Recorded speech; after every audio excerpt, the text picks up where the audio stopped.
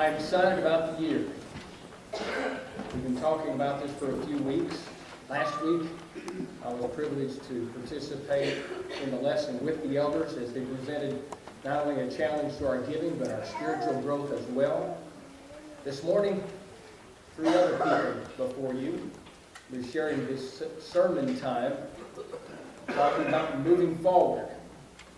Our ministers, Chris and Craig and I, are privileged to serve this congregation in a variety of different ways, and part of that is in just being ministers to the youth, the college, and the adult area. Our works overlap. Our works coincide as much as this congregation is a body, is a family. Our works do that same thing. So we stand together this morning talking about a meaningful year. Every Sunday we've got lined up different speakers to talk about the meaningful Sundays and things that we can do as a church to make this year meaningful. We'll start with Craig.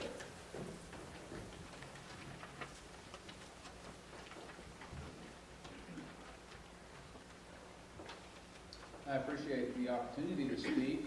When I do get it, it's a pleasure to work with Chris and David both. And like he said, we are a team. And I was thinking about that in terms of this being a meaningful year and moving forward and having a team-like atmosphere. Chris, if you'll pull up that first slide.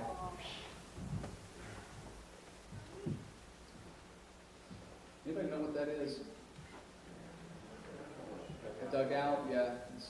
I spent a lot of time in my younger days in one of those. As a matter of fact, I was in 8th grade, and I was pretty sure that the Detroit Tigers had their eyes on me, even as an 8th grader.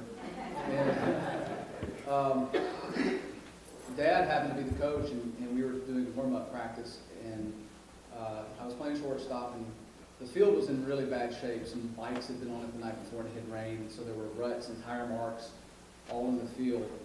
And so as we were taking our warm-ups, Dad didn't take it easy on me, so he popped a hard one to shortstop, and it hit one of those ruts and right in the mouth. I had braces, knocked my teeth back up into the roof of my mouth, and just it was a bad injury. And that shattered my dreams of professional baseball. As I say, I was ball shy after that. I couldn't field a grounder for anything. I would flinch. So I spent a lot of time after that in a dugout, a bench warmer. And it wasn't that I was a bad ball player. I was decent in most sports I played, but the problem was that my teammates were really good. So I got really used to sitting the bench and watching from the sidelines. What we're doing here today, none of us, not a single person in here, is a bench warmer. Amen. We're all starters. You are the star player of your position. Nobody better than you. Not a single person. You're going to start the game. God expects you to be a starter, not a bench warmer. As a team, we work together. Being proactive, and that's where I'm going to focus the next several minutes of my talk. Being proactive is one of the first things that we can do to move forward and have a meaningful year. It begins with that. It's a behavior that God expects us to integrate into our daily lives. I'm going to say something that's really important, and I want you to read along with me as I say it. This should be one of our everyday mantras. The daily life of a Christian is not one in which we are allowed to sit back and wait for things to happen to us. A lot of the things that we see going on in the world today, the bad stuff, is because we've done just this. We've kind of sat back and waited for things to happen to us instead of us going out there and being proactive. Being an inactive Christian, those two words don't even go together. So I want to talk about 5 different aspects, main aspects of being proactive very briefly. They are planning, evaluating, acting, changing, and engaging. And you take those 5 words together and you come up with a word called peace. And it makes sense. If you think about it, when you don't plan things, when you don't think about things, when you aren't focused in and thinking about things that are going to happen or might happen, you have chaos, you have stress, you have anxiety that creeps in. If you're unprepared, the opposite of that is also true. When you are prepared and you're giving things thought, there's a certain amount of calm, a certain amount of peace that you acquire. So how do we make sure that we're preparing for the right plan? Because there's a lot of plans out there. So this first aspect of preparing, we need to understand what the end goal is. And we do this by understanding God's will. So, Craig, how do we understand God's will? It's very simple. We read His Word, because that's where the instruction manual is. That's the how-to. And we pray. By prayer and supplication. In Philippians chapter 4, verse 6, we read this. Don't be anxious for anything, but in everything, by prayer and supplication, let your requests be made known to God. And the peace of God, which surpasses all understanding, will guard your hearts and your minds in Christ Jesus. Prayer and supplication. You need to ask. We just sang a song. I would, if I had to change the title of the song, I would call it the proactive song. Ask, seek, and knock. It's a very scriptural thing. As a matter of fact, we get that from Matthew chapter 7, verse 7. So we need to prepare. The second phase of being proactive is an evaluation process. We need to evaluate. And really, when you think about it, a plan is not worth anything without careful evaluation. In almost every situation, there are several options, several ways you can go to accomplish a goal. It doesn't mean that all of them are wrong, but usually one is better than the rest. Y'all know what this is? Rubik's Cube. So when I look at this thing and I want to prepare, I know what the end goal is. It needs to be the same color on all sides. Okay? And so I look at this and I have a preparation in mind I'm thinking about. And then what I want to do is I evaluate and I see where the current colors are. Because that's how you solve this thing. Okay? So I've looked at it, I've evaluated this cube. The world record is less than a minute. I have no idea how to solve this thing. But wouldn't it be cool if I did? I just sat here and ding. That'll work great. But, there it is. Anyway, moving on. The next phase, act. And that's the big one. And it seems self-explanatory, but we all know how many of us, even with the greatest plans we've got, we are prepared to do it. We've thought a lot about it. We've evaluated the different ways that we can go about getting to where we want to be, but then we just stop. Our intentions to accomplish something fantastic hits this huge brick wall, and that wall has a name, and you know it as well as I do. It's called fear of failure. We must push through that fear and act. The Apostle Peter was a man of action. He was going around chopping people's ears off, jumping out of boats, trying to walk on water, getting in a foot race to the empty tomb, getting outrun by John. But he got there and he was the first one to go in the tomb. He was a man of action. And he definitely made his share of mistakes, didn't he? He was impetuous. The Lord kept him around even though he made his mistakes, up to and including denying his Lord 3 separate times. But no one can accuse him of not acting. Listen to this. It is simply a fact that if you want to experience Jesus Christ and His power, if you want a meaningful and transformational life, you must get up from where you are and start moving in His direction. This requires acting upon your intention. The parable of the talents That's one that needs to grab your minds and your thoughts, found in Matthew chapter 25. We don't have time to go there, but you remember the guy with the 1 talent. He didn't do anything with it. He was too afraid that he might lose it. So what does he do? He buries it. And what's the response? What's the Lord's response to that is not, "Whew, I'm so glad that you were inactive and you just stuck that thing where it was nice and safe." It's not what he did at all. He was angry. He was upset. We should never allow our fear of failure to paralyze us from living a transformational life of Christ. And I believe that God would rather us try and fail than never try at all. I sincerely believe that. Why? Because we read about that's what's going on in the Bible. These guys weren't perfect. They made their mistakes, but they acted. They were proactive. The C stands for change. When we have broken through that wall, hopefully we have, and we've acted upon our plans, sometimes we find things happen that are not what we expect. And that's where a lot of people, they throw up their arms in exasperation and say, "It didn't go as according to plan, I give up." But the thing that we need to keep in mind is that that's to be expected. Most great plans require some minor tweaking. That does not mean that the plan has failed. We simply adjust our course and continue moving forward.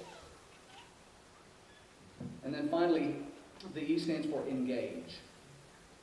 Prepare, evaluate, act, change, engage. And I would suggest that when our course of action has hit a roadblock of some sort, and we find ourselves needing to change course slightly, but this is actually God moving in our lives and redirecting us. He's watched our activity and He's pleased that we are moving for Him, that we are striving to live a meaningful life. So the big question becomes not whether or not we will allow ourselves to fully engage and see how much God can accomplish through our willingness to be proactive. Are we willing to fully engage God and allow Him to work through our lives? One of the greatest examples of this that I find in the Bible is the story of King David and his life. As a young man, he was not content to sit idly by and listen to the Philistines mock his God. He had no self-grandiose ideas of promoting himself. He was moved to action not because of what he wanted to accomplish, but because of what he wanted to accomplish through God working through him. And his plan, it hit a snag, did it not? When he went into the tent and King Saul said, "Here, use my armor." And he puts it on and it's way too big. Does he say, "Oh, well, armor's too big, I think I'm going to have to sit this one out"? It's not what he does at all. He changes course slightly. He finds a solution to the problem and he carries it out, fully engaging and accomplishing great things for God. So as we consider this new year, I know that we all desire it to be a meaningful year, one of purpose and one that is focused upon God.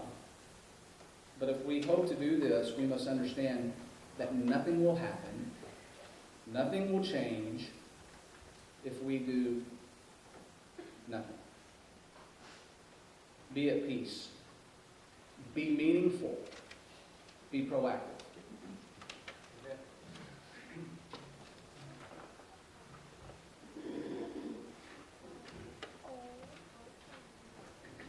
Good morning. I want to apologize for my voice, and if it does go out, I hope you can read lips because you're not going to be able to hear me. But we'll try to get through this. We just finished a new year. We started a new year. And with the new year, many Americans make what? New Year's resolutions.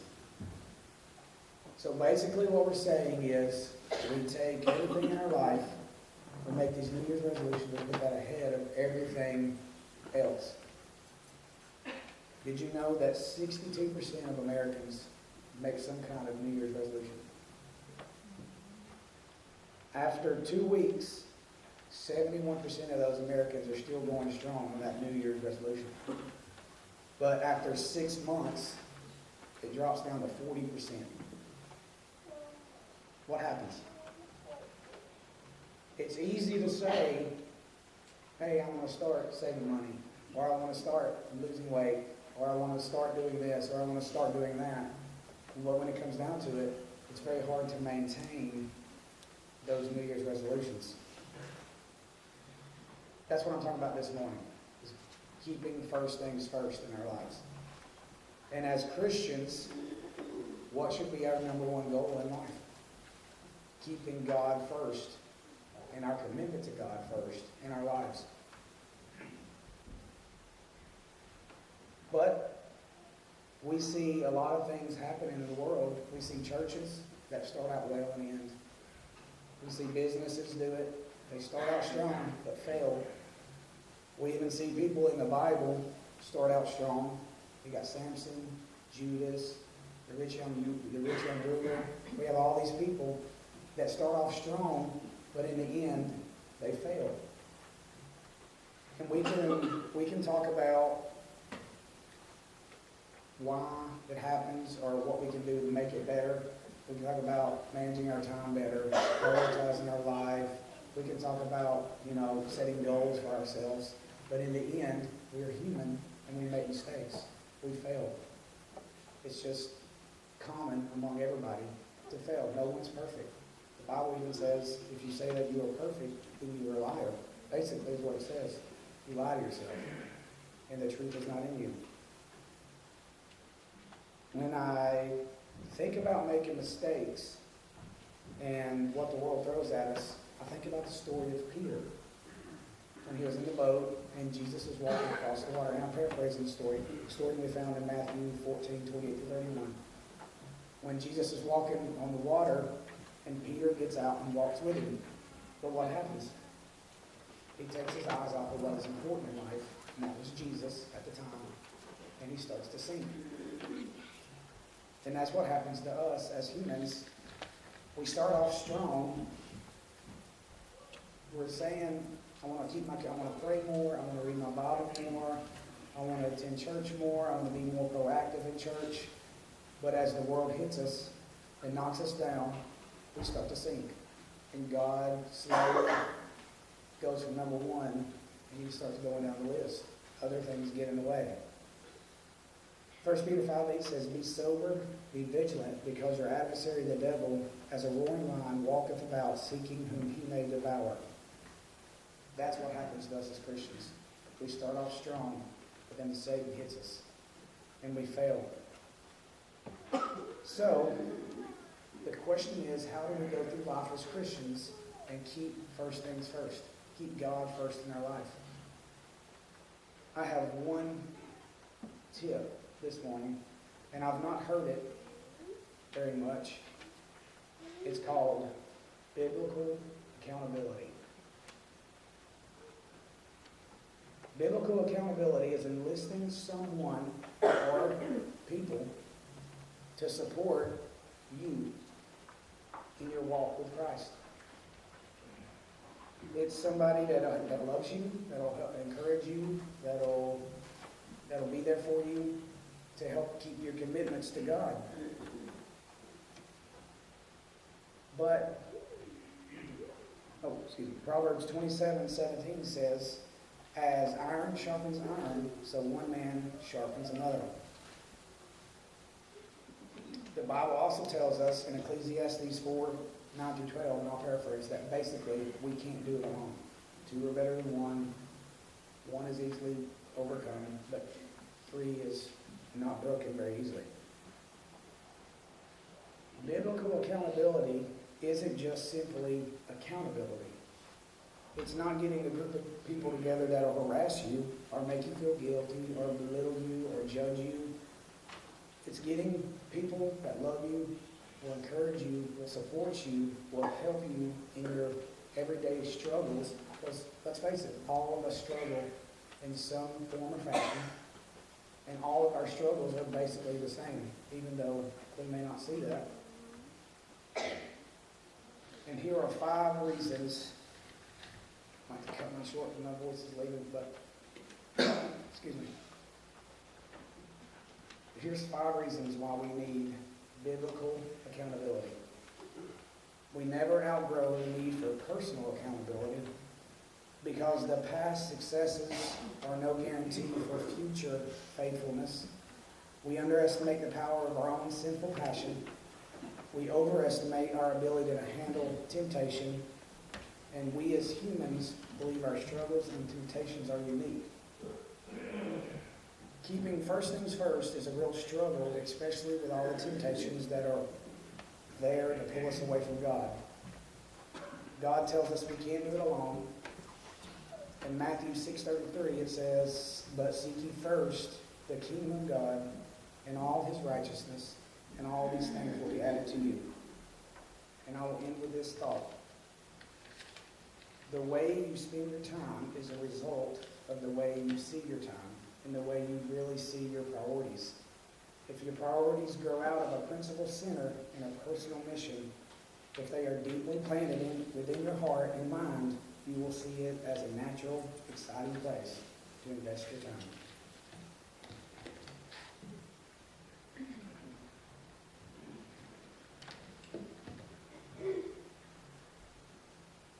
Craig and Chris and I, in a very real sense, represent the demographics of this congregation.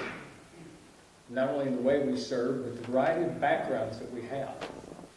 And if you look around at what you see sitting in the pews, you just see a larger array of the same thing, a variety of backgrounds.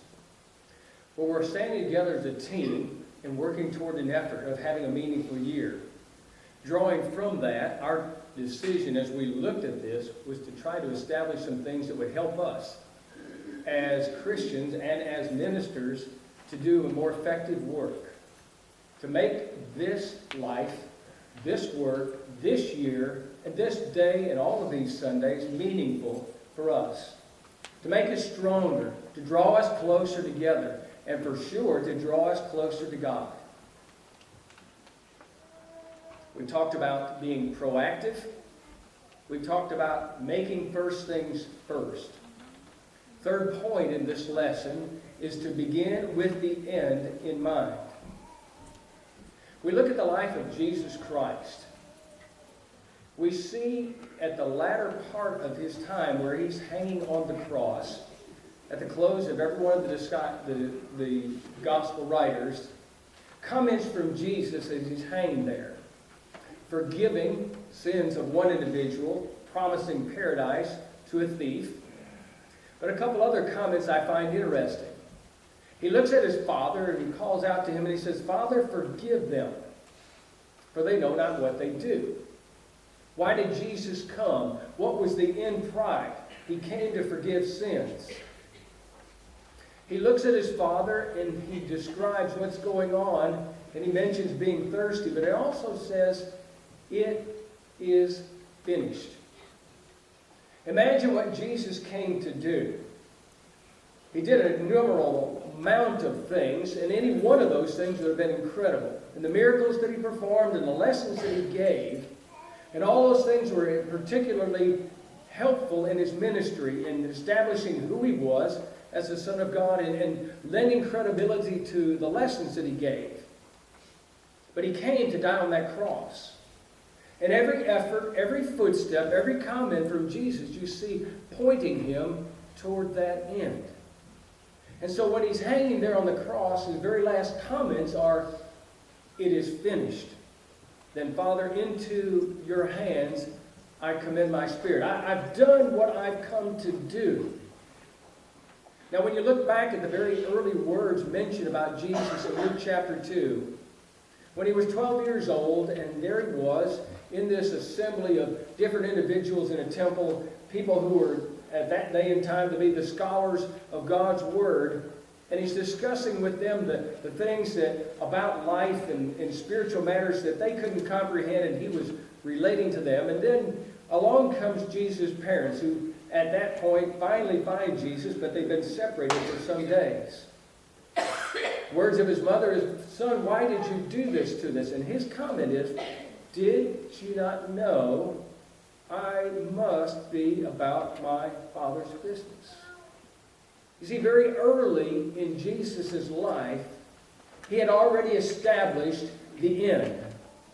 the hanging on the cross, the crucifixion, and being able to proclaim to his Father, I have finished. So we begin this year, and we ask you to begin this year with the end of this year in mind of what it should be.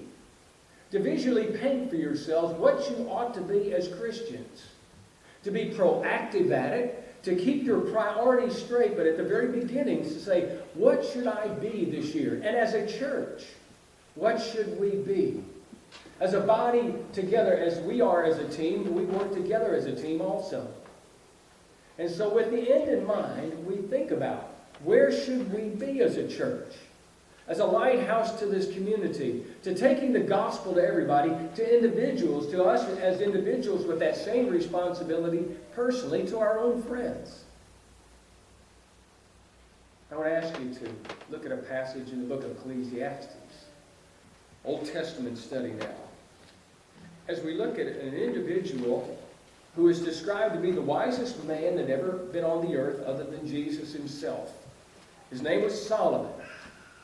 And as he's writing these words in chapter 1, he gives us an observation toward the end of his life of all the things that he's done. Now, he's the richest man that's ever existed in this day and time.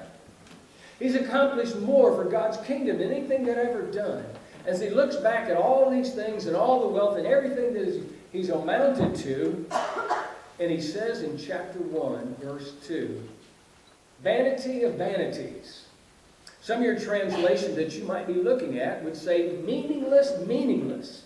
That's what the idea is. It's empty. It's not worth anything. All is meaningless.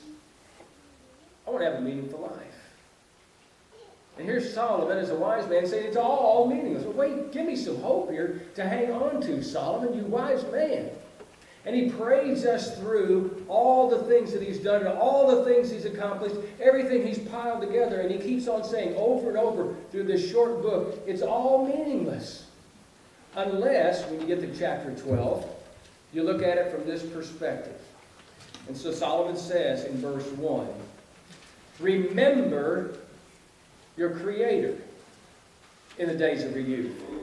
As you're at the beginning of your life, here's where your focus needs to be, on God. We alluded to that already as we talked about priorities. And now as we're looking at this, we've got to realize that the end is mine. Someday, I'm going to leave this life. And I'm going to return to God. So as I start, I need to remember who I belong to, who I serve, who is the one that gets me going and gives me what I have, that provides everything, that blesses me, that takes care of me, that guides me. It's God. And out of all of that, the very last two verses of this book, he says, here's the bottom line. I'll paraphrase. The conclusion of the matter is what it says in a lot of our translations. This is it, the whole matter. Fear God and keep His commandments. Because this is man's whole, or his all. This is the end to the thing. Because everything you see focuses on God. It's a waste if it doesn't take us toward God. If I pursue great monumental achievements in life, be it studies or work or whatever it is, and it takes me away from God, it's meaningless, it's worthless. It's the wrong direction. And the reason being is mentioned in the last verse. For God will bring every work into judgment. There's the bottom line. Someday, each one of us will stand before God in the judgment seat. Doesn't matter how much you got stockpiled, how much service hours you've done. Doesn't matter how good looking you are. It doesn't matter how well you sung or how smart you were in any way. What's going to matter is, are you accountable to God in a good way?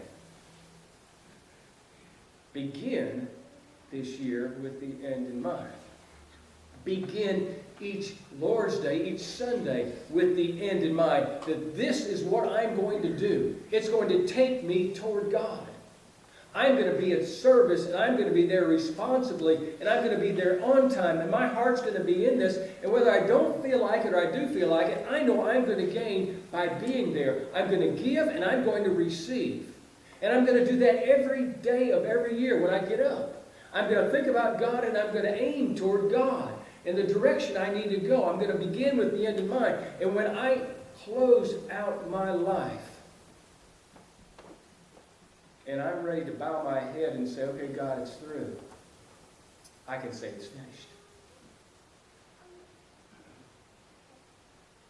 It would have been the most horrible thing ever if Jesus had come to this earth and got involved in just healing people one after another. And instead of going to the cross, said, but I'm doing so much good right now. I'm going to stay here a little longer and heal people and talk to people and counsel people and pat them on the back and bring the little children to me. If he didn't go to the cross, it would have been meaningless for us. You see the point? As Christians, we have a life to live. We are a chosen people of God. We have a direction that our Lord has set that we must follow. A sacrifice that gives God our very lives. And if we don't live it, and we spend time doing other things, and we can be busy in all kinds of things, but if it doesn't take us to the meaningful life in God, it's meaningless. To close the lesson out with a challenge to start with, from the three of us, to the people we represent, to the people that live like we live, with the backgrounds and a variety of different things, to realize we're here to tell you this has got to be meaningful. And make it so. That's your challenge. And if you're living a meaningless life that's pointed in another direction, then start this morning, at the beginning of this year, and get it right with God. We're singing a song to encourage you. Are you a Christian? Then come be one if you're not. And if you've been living a meaningless life, then change it now. And if it's just a required thing, I need to go start this over, then go pray to God and say, God, I'm going to do this. This year, 2017, is going to make meaning, and I'm going to be a part of a meaningful church. I'm going to make a difference. But if you need to respond publicly, then come while we stand and sing.